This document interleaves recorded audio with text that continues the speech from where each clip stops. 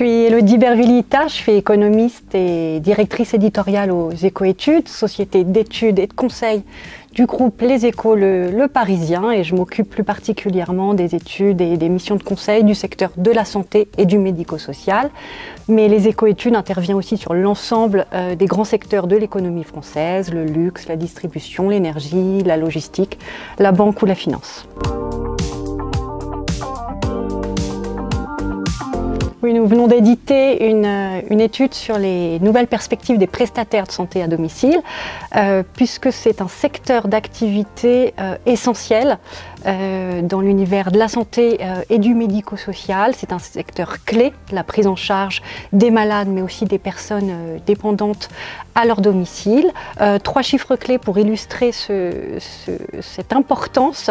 Ce sont 3,5 millions de personnes qui sont prises en charge par les prestataires de santé à domicile, qu'on appelle les PSAD, qui assurent au domicile des patients et des personnes dépendantes des prestations médico-techniques, donc au domicile de ces personnes. Et donc parmi ces 3,5 millions de personnes qui ont été prises en charge par les prestataires d'assistance à domicile, la moitié le sont pour des prestations d'assistance respiratoire, mais 1,5 million de personnes âgées dépendantes sont également prises en charge par ces prestataires de santé à domicile.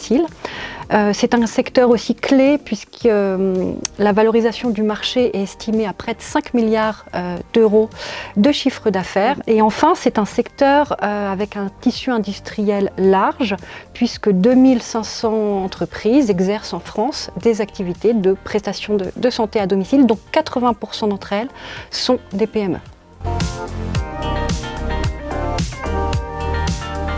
Premier enseignement, c'est que les PSAD sont des acteurs de santé de proximité, sont un maillon indispensable à l'amélioration du parcours de soins et de vie des personnes malades ou âgées, et ces entreprises doivent renforcer leurs actions en ce sens, parce que par leur maillage fin du territoire, les PSAD peuvent intervenir très rapidement au domicile de leurs patients. Ils l'ont prouvé aussi pendant la crise sanitaire, où plus de 100 000 personnes ont pu être prises en charge à domicile sur des prestations d'oxygénothérapie à domicile, grâce à l'intervention et à la mobilisation rapide de l'ensemble du secteur. Et les PSAD doivent aujourd'hui aller plus loin et rajouter une corde à leur arc, notamment en termes de coordination des soins. Et la fédération des PSAD milite aujourd'hui en ce sens pour que les PSAD soient reconnus comme acteurs de santé à part entière, avec la mise en place de prestations de coordination de l'ensemble des soins au domicile des malades. Un deuxième enseignement, et non des moindres, ça va être de répondre pour les PSAD à la dégradation de leur situation économique. On est sur un marché dynamique à l'heure du virage domiciliaire, des besoins croissants des personnes âgées de rester et d'être traitées à leur domicile. Mais les PSAD, malgré cette dynamique de marché, font face à une situation économique difficile. En économie, c'est vraiment ce qu'on appelle l'effet ciseau. Ils se retrouvent complètement face à des charges qui augmentent fortement dues à l'inflation. Ils subissent une forte inflation et puis des recettes qui diminuent en raison des baisses de prix intervenues au cours des dernières années, notamment sur les 3 dernières années. Les baisses de prix ont des impacts significatifs sur le chiffre d'affaires des PSAD, et en conséquence de cela, on a une marge nette qui a été divisée par 3 en un an pour être à peine à plus de 1% de leur chiffre d'affaires en 2022. Donc il y a vraiment une urgence aujourd'hui à travailler sur ce modèle économique, ses coûts, pour essayer de retrouver une santé financière qui permettra une capacité d'innovation. Et ce qui m'amène à notre troisième enseignement, qui est cette consolidation inéluctable du secteur des prestations de santé à domicile, parce que, eu égard à ces charges croissantes, à ces baisses de tarifs, un des moyens de s'en sortir va être de travailler et de mutualiser sur ces réductions de coûts via des rapprochements entre acteurs. C'est un secteur aussi, les PSAD, de forte innovation, de par la mise en place de suivi à distance des patients. Et il y a eu énormément d'initiatives en termes de télésuivi des patients, et ces initiatives et cette digitalisation nécessitent des besoins financiers importants. Et c'est un phénomène qui concourt à la consolidation sectorielle qu'on observe en ce moment. Mon conseil et mon message personnel, ce serait d'avoir toujours en tête et en ligne directrice de leurs actions la dimension humaine, sociale de leur activité. Et c'est ce qu'ils font, j'en suis sûre, au quotidien, mais c'est tout cet accompagnement de nos seniors et des malades, cet accompagnement en humanité.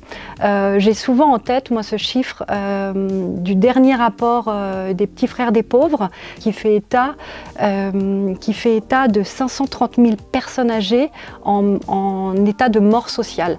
Ce mot est violent, mais la mort sociale, ça va être toutes ces personnes âgées qui vont être isolées de leur cercle familial, amical, mais aussi associatif et de voisinage. Et ce sont des personnes complètement isolées. Et les Petits Frères des Pauvres nous montrent que cette proportion a fortement augmenté au cours des dernières années. Et si on prend uniquement les personnes isolées de leurs cercles amicaux et familiaux, on est à 2 millions de personnes âgées en France.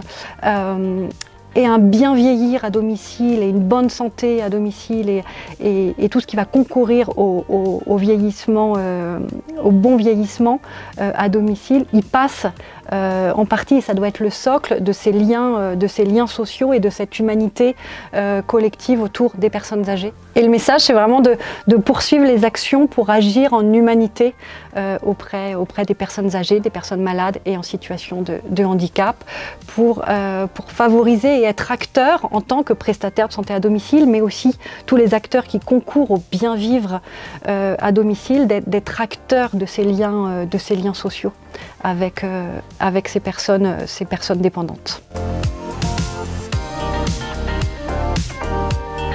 Donc notre étude a nécessité 3 mois d'analyse et d'enquête terrain. Donc j'ai travaillé avec une équipe de consultants spécialisés sur ces sujets. Nous sommes allés voir l'ensemble de l'écosystème des prestations de santé à domicile, que ce soit les prestataires eux-mêmes, mais aussi les financeurs du secteur, les banques, les assureurs, les autorités de tutelle.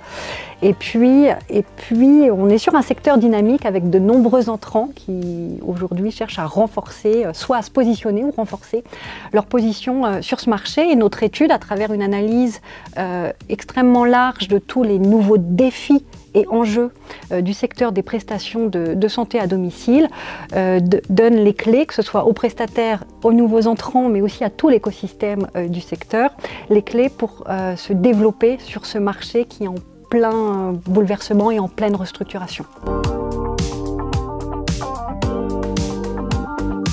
Le secret du bien vieillir, moi, il me vient de mes grands-mères. J'ai la chance d'avoir 2 grands-mères de 93 et 98 ans qui vivent en toute autonomie, à domicile, en pleine santé.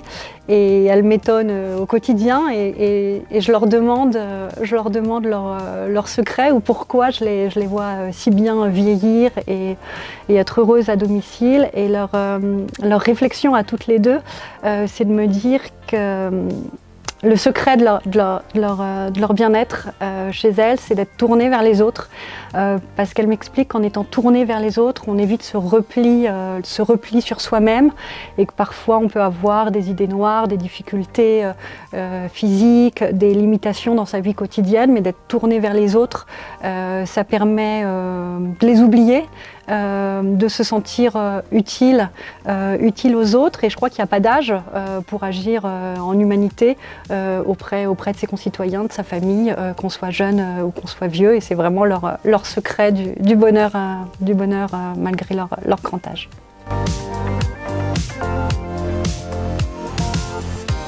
Pour les éco-études, c'est un partenariat à forte valeur ajoutée pour nous parce que ça nous permet de multiplier et nos audiences qualifiées, nos expertises et l'ensemble des sujets de réflexion sur ce champ large et vaste d'innovation en silver economy.